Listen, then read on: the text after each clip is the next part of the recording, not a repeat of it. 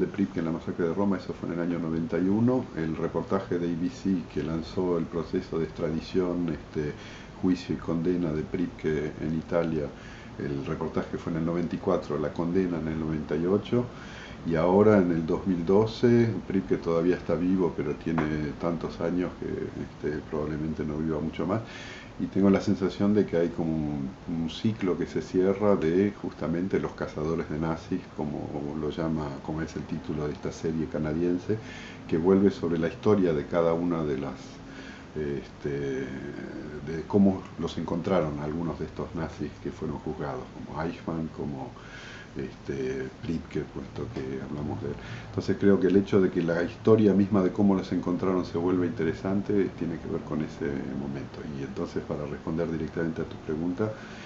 sí, en este documental dedicado a cómo fue el arresto de Pripke, los protagonistas de ese famoso reportaje de ABC cuentan que la fuente de su investigación fue este libro mío, El pintor de la Suiza Argentina, que había salido 3 años antes de que ellos llegaran a Bariloche en el 94 y que aparentemente alguien en Bariloche les recomendó leer, y fue allí donde encontraron el nombre de Pripke y la acusación de que había participado en la masacre de Roma, en la masacre de las fosas ardeatinas, por la cual fue después juzgado. Vemos que es un libro que finalmente causó muchas molestias a pesar de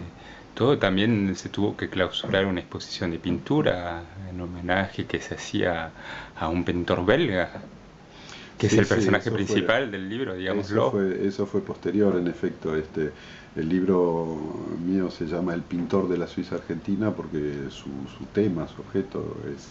la historia de este pintor belga, belga flamenco, Ton Maes, colaboracionista nazi condenado en su país, que vivió en Bariloche desde los años 50 hasta su muerte en el año 86. Y yo en mi libro cuento su militancia nazi, su condena,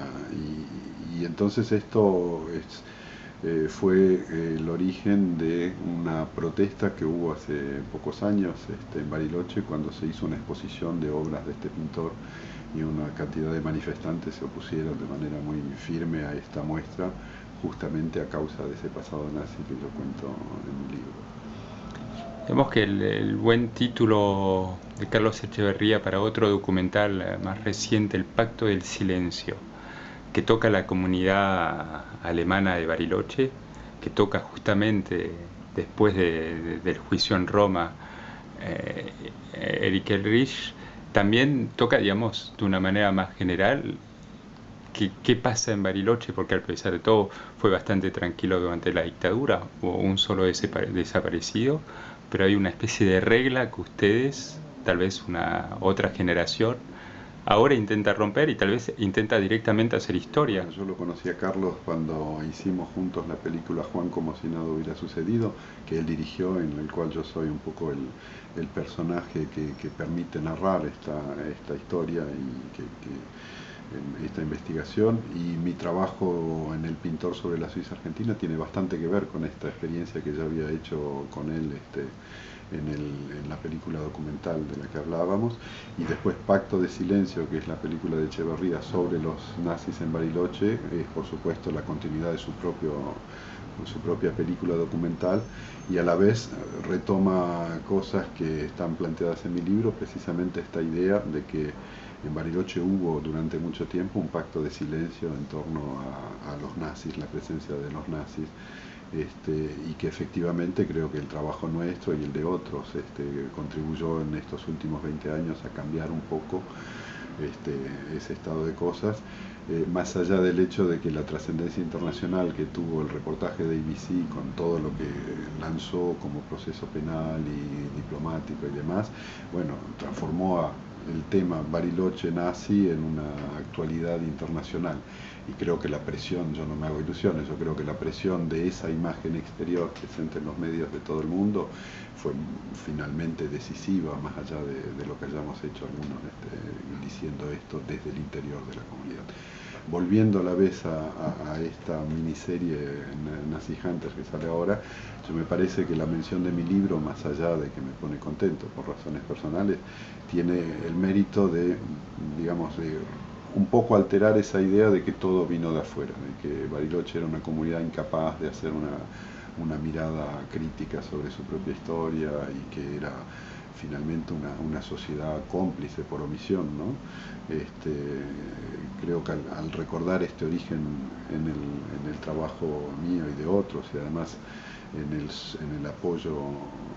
que alguna gente de Bariloche me dio para publicar el libro, bueno, cambia un poco esa imagen de Bariloche. En Bariloche durante mucho tiempo hubo gente que sabía que había nazis en Bariloche y que no estaba para nada de acuerdo con eso, y bueno, tardó mucho, se tardó en encontrar la manera de expresarse, pero bueno, hoy en día podemos decir que hay una cantidad de trabajos que lo dicen, que lo muestran, y las cosas han cambiado, claro. Bueno, la historia alemanes en Bariloche es tan larga como la historia de Bariloche misma. Hay una cantidad de anécdotas, si se quiere, pero son muy significativas. Por ejemplo, el hecho de que la leyenda local hable del primer poblador de Bariloche, a propósito de un tal Carlos Wiederhold, que era un hombre de origen alemán que llegó de Chile, que a la vez contó que cuando llegó al lugar donde después creció Bariloche, ya se encontró ahí con una cantidad de gente, incluyendo un tal Nazario Lefipán, si me recuerdo no me falla, lo cual vuelve completamente absurda la idea de que Wiederhold fue el primer poblador de la región. Pero bueno, más allá de eso es toda una larga historia que pasa por los años 30 con simpatías pro-nazis de gente de origen alemán instalada en Bariloche, muy explícita. El caso de Otto Meilling, por ejemplo, es el más famoso por lo famoso que fue Meilling mismo como figura de la montaña y demás. Después de la guerra, por supuesto que esto se transforma cualitativamente cuando nazis verdaderos, entre comillas, es decir, gente que había estado activa en Europa, empieza a llegar, empezando por famoso, hoy en día famoso Priebke, capitán SS, cómplice digamos, responsable de crímenes de guerra, y después otros personajes tal vez menos importantes en la jerarquía, por ejemplo Tomás, el hombre del que yo hablo, no fue acusado, que yo sepa, de crímenes de guerra en el sentido militar, sino que su rol estaba en el aparato de propaganda del gobierno colaboracionista. El colegio alemán tiene un papel central en esta historia. Y en esa historia, claro, el colegio alemán es el lugar de Priebke. Priebke era, cuando lo arrestaron, todavía presidente de la asociación Primo Capraro, de la cual dependía el colegio, y él era un poco el pilar, digamos, de la comunidad alemana de Bariloche, que lamentablemente tardó muchísimo tiempo en desolidarizarse de Priebke, siendo que había pruebas evidentes de que era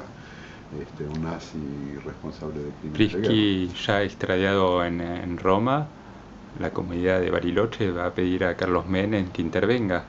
Sí, hay toda una cantidad de gestos de solidaridad que retrospectivamente parecen casi increíbles, ¿no?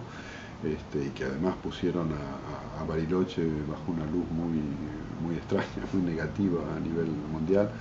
Y esto es un hecho, que esos gestos de solidaridad local existieron, y bueno, y que eso fue, digamos, el comienzo de un proceso que aún hoy no ha concluido. Yo creo que debe haber gente que debe seguir pensando, ay, qué mal lo trataron a Priebke, digamos. A la vez tampoco quiero yo mismo demasiado subrayar la idea de una ciudad alemana. Por ejemplo, en el documental del que hablamos se habla de la ciudad alemana de Bariloche, lo cual para cualquiera que conozca Bariloche es absurdo, digamos. Es una ciudad donde hay alemanes, donde hay marcas de cultura alemana y demás, pero hay también montones de gente que no tienen nada de alemán en su historia, y por otra parte no todos los alemanes que están en Bariloche o que tienen algún origen alemán son nazis o amigos de Priebke. Esto también es una distorsión de cuál es la realidad de las cosas allá. Si más no fuera, yo mismo tengo un apellido alemán, bueno, da la casualidad o no la casualidad que soy, digamos, de origen judío-alemán, si es por tomar el tema de los orígenes, pero bueno, la caricatura Bariloche Cueva de nazis es efectivamente una caricatura. La realidad de la solidaridad de gente de origen alemán con Pripke, eso no es una caricatura, eso es un hecho histórico triste y hasta terrible, que creo que bueno, estos últimos años ha cambiado un poco, espero que esté un poco cambiando.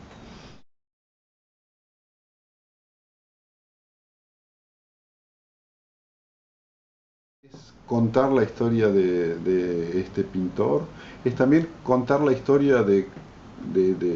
de las ganas de denunciar esto, ¿no? El libro cuenta cómo un pintor del cual yo no sabía, yo era periodista en aquella época y lo traté primero como periodista en relación con un artista local, cómo este pintor un poco misterioso, un poco extraño,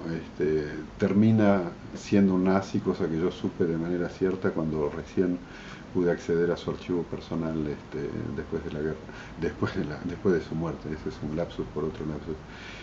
Con esto quiero decir que el libro mío de algún modo es también el relato de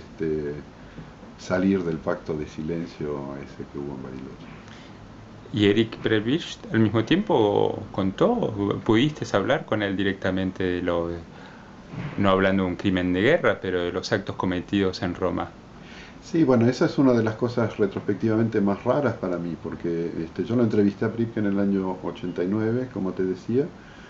y él me contó espontáneamente. Estuve en un episodio llamado La Masacre de Roma, se hizo una película, lo cual es cierto, una vieja película de los años 50 que cuenta eso. Y él me lo contó de manera espontánea, a tal punto que yo pensé que justamente por eso su verdadero pasado grave estaba en otra parte. Y de hecho en mi libro, yo además de contarlo de la masacre de Roma, cuento una versión que luego no fue confirmada, por lo menos en el juicio, que era su participación en el equipo de Eichmann en Alemania después de su paso por Italia. Esta parte no fue confirmada en la investigación, pero en fin, lo que quiero decir contestando a tu pregunta es que aparentemente Pripke en esos años tenía no sé cómo, no quiero hacer psicología con eso, ¿no? Pero él espontáneamente ante un periodista que le pregunta por su pasado, contar eso puede parecer insólito, porque era lo que más tendría que haber callado, ¿no? Sin embargo, me lo dijo. Si tuviera así que jugar a interpretarlo, diría que hay una tensión entre,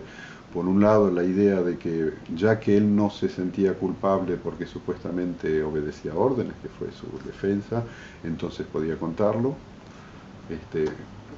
eso en tensión con la sensación de culpabilidad, el saber que sí era culpable y que un día tal vez la justicia italiana le pediría cuentas, como Y ocurrió. estuvo viviendo en un país donde pasaron también crímenes de Estado que hasta ese entonces tampoco fueron juzgados. Sí, bueno, esto es también el otro elemento. Bueno, yo cuando lo entrevisté a Pricker en el año 89, o sea que ya se había hecho el juicio a los excomandantes durante el gobierno de Alfonsín y había en la Argentina todavía en el 89-90, como siguió durante años, el debate sobre qué tipo de justicia para los responsables de terrorismo de Estado. Este,